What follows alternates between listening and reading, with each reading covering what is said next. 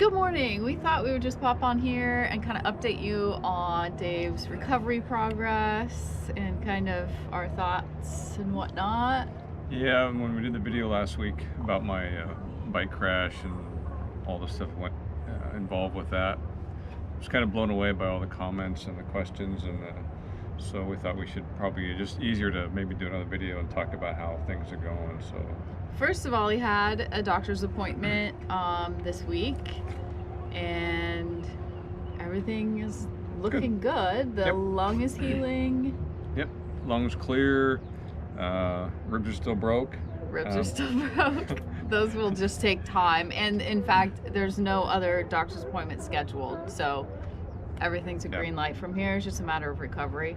He's still sleeping in a recliner, and then another recliner, I can't get comfortable. and then a bed, and then another bed. There's two Uh. bedrooms here, and some nights he's been sleeping in a separate bed. It's just too hard, you know. We got Pistol Girl Yeah. and me, and Yeah, with the impact was this area here, which broke these back ribs and this rib, and it just makes. I mean, I'm really doing well during the day. Yesterday I walked for like 3.5 miles. Yeah. I went completely off pain meds yesterday. I had just been taking ibuprofen for the last few days, and felt great. But at night, just there's so many muscles that are just like knots. Like I just really would like a good massage, but I don't think I can. not ready yet. I'm not ready for that yet.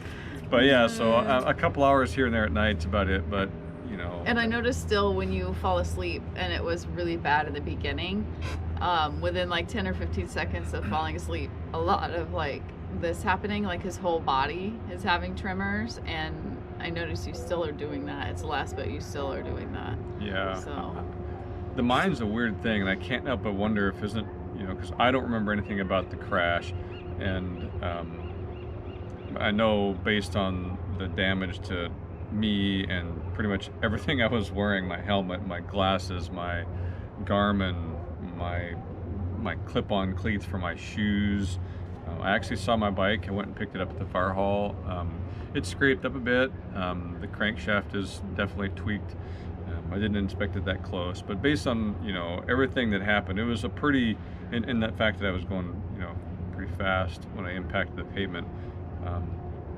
There's a lot of trauma, and I don't remember any of it, but you know how the mind is. The mind. So I maybe don't it's know. replaying. I don't know. I something. can't help but think that maybe that when I'm sleeping, that comes back. But I almost wish I'd have taken notes about how I was feeling when the crash first happened, just because it's. You had a lot of time to think in the hospital. Nothing but time, really. You know. Yeah, I mean, I knew I was just thankful that I was alive, and was I in the hospital 3 full days and nights? 2 nights, 3 full days. Something like that. Yeah. Something like that. Yeah. I don't know. It's But- all been a blur, honestly. But I never turned the TV on. I hardly slept, but I was never bored, and I was never looking for something to kill time. My mind was just, I was constantly just thinking, and I wasn't reliving the crash. I wasn't sad about it. I wasn't happy about it, but it's very strange to think about it, but I was like, I don't know if I was just so happy that I survived, because I knew deep down how close I came to dying in that crash, and that one thing happened differently, or serious brain trauma from impacting the pavement first with my head, and making the helmet I had on, I know it saved my life. So I remember just thinking for the whole time in the hospital, and especially at night when I was in there alone, I was never. I mean, things hurt, but I was just constantly just thinking in my head things about how happy I was, and it's not as strong now, but at the time I remember thinking, I'm glad I'm living the life I'm living, because if it all would have ended at that time, I'm glad I wasn't wasting my life doing something I didn't want to do. If that makes sense. Yeah, like But not I like was. you would have died happy, which sounds It weird sounds and so morbid. corny to say it, but you understand, right? Like not that it would have mattered, I'd be dead, but right. the fact that I had this second chance, I look back and go, man, I'm You're living a life with no regrets. yeah, and then I remember laying there thinking, am I doing the best I can? Yeah. Am so I living a more- life with no regrets? is there something more I should be doing? What what is next for me? What do I really want to do? And I didn't find the answer for that yet. Um, I know I'm happy doing what we're doing, but I don't. I think the biggest lesson I can take from that is to always be thinking about it, because if you're not thinking about what should I be doing or what am I doing, time just goes and you're just living whatever you're doing, and it just goes away, and then and then we're all going to die. But so I know a lot of people that have had, you know, near-death experiences, and I've had some close calls in my life before, with my work and things like that, but not like this, where I was injured so bad that I had just time to just lay there and think about it, and so it definitely makes you think about. It forces you to, hey, wake up. What are you doing with your life? What do you want to do with your life? It's a check.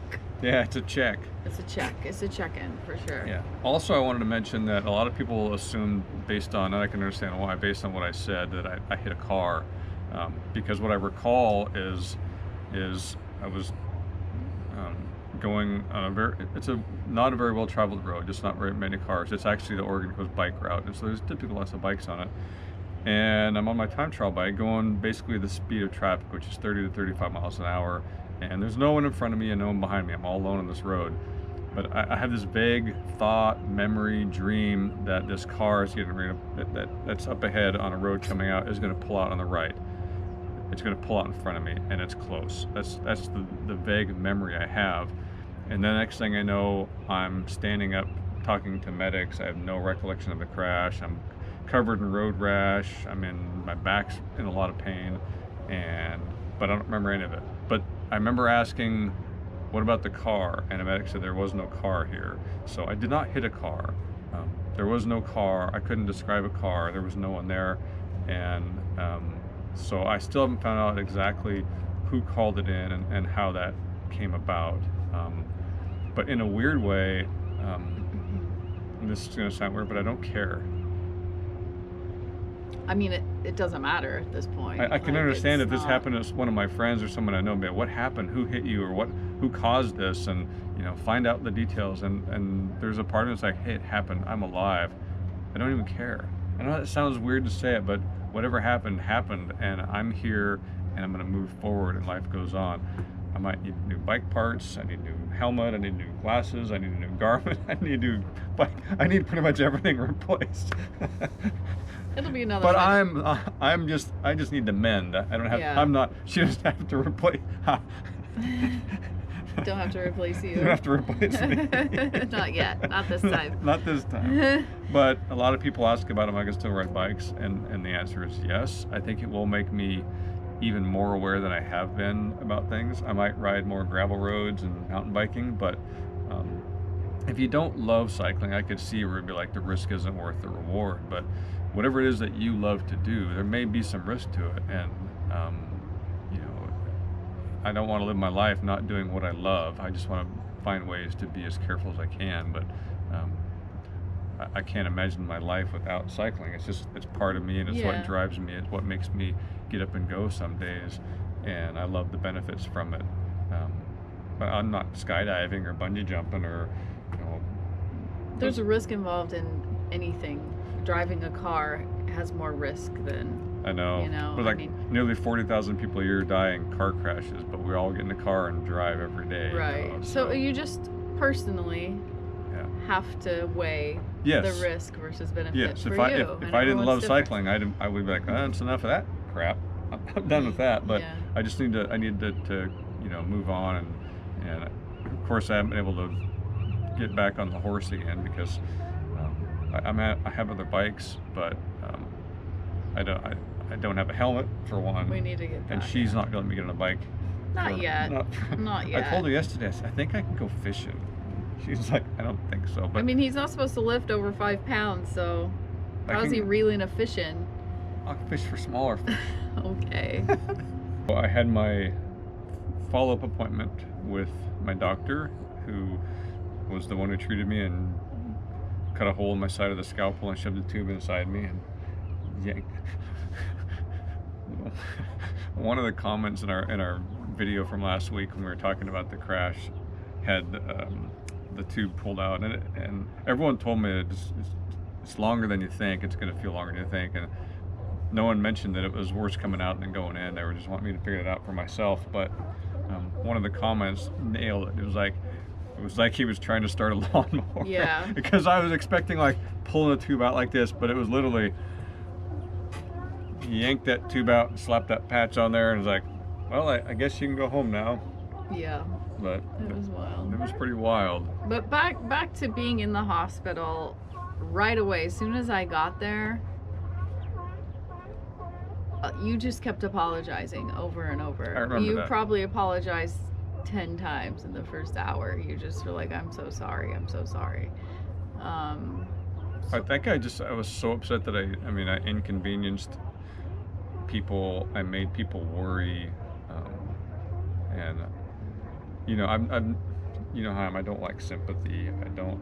That bothers me. So the whole thing was like I felt bad for everyone else, even though I was the one that it happened to. But I'm strange, I know. No, I feel like that's normal. People don't want to inconvenience other people, and which I think a lot. Yeah, people don't go to the doctor because even though they're feeling badly, they're like, oh, it's a hassle. I don't want to bother people, and Yeah. you know. But you were very apologetic, and then I think the other word that comes to mind during our stay at the hospital, and even after, just looking back, is gratitude. I know I'm very grateful, and you've expressed gratitude to just in the moment in the hospital, all the doctors and nurses and staff that cared for him. It wasn't ideal circumstances to have something like that going on, because it just so happened it was, you know, a Saturday afternoon, and for whatever reason it was a very, very busy day at the hospital in Newport. And I just remember being wheeled in, and I'm bleeding everywhere, and the waiting room there's not a chair open, and all these people are sitting there and they're staring at me, and they kind of had to park me in the middle. And then eventually when it was my turn to get treated, it was so busy, the doctors, and you know, they were doing the CT scans, and they were doing all these checks. They were coming, they were in and out, and I could tell everyone was in a hurry. And then when they come in, we're going to put a hole in your lung and shove a tube in there, and it was like, how about we all just calm down? They were calm. They were just very, very busy. But I mean, I know what it's like to have, you know, multitasking and having all these things to do. But my point is, everyone was so busy. There was so much going on, and they had so much to do to me, and everyone was amazing. I mean, from the nurses to the, you know, the doctors, the radiologists, everyone was just. I just didn't expect everyone to be.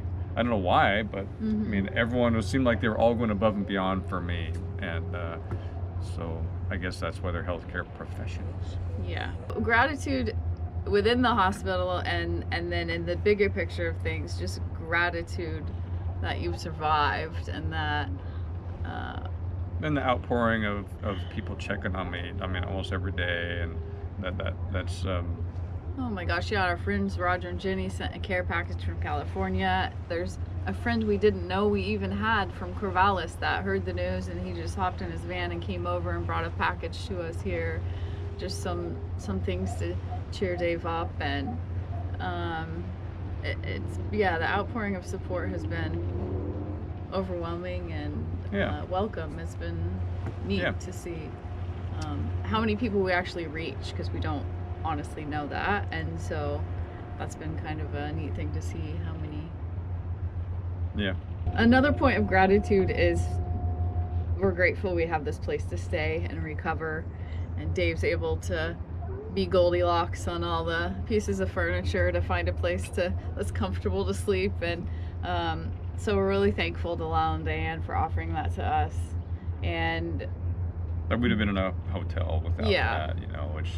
However, we do miss the van. Yeah, it sounds strange, but this is a beautiful place and beautiful location. But I really miss living in the van for some really strange reason. I don't know what, but I feel like it's home. Like we miss our home. Yeah, and I like being able to move and be different places whenever I want to go somewhere, Yeah. and I'm not one that likes to just sit around and sit still. So this has been a very good, well, not good. It's just been a challenge to just be so sedentary, and I want to do more than I should. I know that. I've been walking every day. My goal today is 5 miles. I walked 3.5 yesterday with no issues. I wanted to walk further, but I'm trying not to push it. So, Yeah, overall, I think everything's going well. We're anxious to get back in the van, but not in a hurry, if that makes sense. no, it's So, been good because our friends, we get to come and have meals together with them, and we enjoy cooking, and hopefully enjoying the midweek videos we're going to start doing. I've done one now, the recovery kitchen. Yeah, so speaking of meals, tune in this Wednesday. We will have another episode 2 of Recovery Kitchen, where we will be cooking Baby, I Broke My Back Ribs. So bad. It's so bad. It's fun though. It's really fun. When we're back on the road, we should, Continue that like theme. Yeah. Vagabond Band Kitchen or something like that. Vagabond Vittles. I don't know. Vagabond Vittles? I just like that word. Vittles? That sounds almost like dog food. No. Does it? Kibbles? Vittles? I don't know. I don't know. If you Vittles. guys have a good name for a cooking segment on our channel. I like the sound of Vittles though. So, anyway, just wanted to, get on here real quick. I know we kind of rambled on, but that's kind of how we do, I guess. That's just But our style. I'm doing great. Sleep's elusive, but at night. But Yeah. I don't seem to have a trouble finding ways to take naps in the afternoon that are Yeah, good pretty naps. awesome. Pretty Yeah. awesome. So I'm sleeping a good 8-10 hours a day. It's just spread out over 24 hours. But that's all right. Yeah, So it's working out. she seems to be handling it okay. Yeah, she's really confused. She doesn't know why we're sleeping separately, and one night she slept on the couch, not with anybody. Dave was in a chair, I was in a bed. She just wanted to keep an eye on Dave, I think. So she's been a good healing partner for sure. She definitely knows something's not right. Yeah. She stares at me a lot. She does. See? But she doesn't try to get up. Like, occasionally she'll get on your lap in the chair, but she's been very careful, so yeah, I think she just knows, right? It's been noisy here, so I'm gonna flip the camera around and show you. I'm watching the seals are right out in front of the condo here in the water, so I know that there's like those striped perch will come through by the seawall. It's killing you. I fished on my kayak by the seawall many times, and I know with all the seals out there that there's a lot of fish right there. There's boats that have anchored up around us, Yeah. and the sea lions are barking over by the bayfront. Yeah, I'm sure you've heard those throughout the video. So we will catch you Wednesday for Baby, I Broke My Back Ribs. We'll see you over there. Carry on.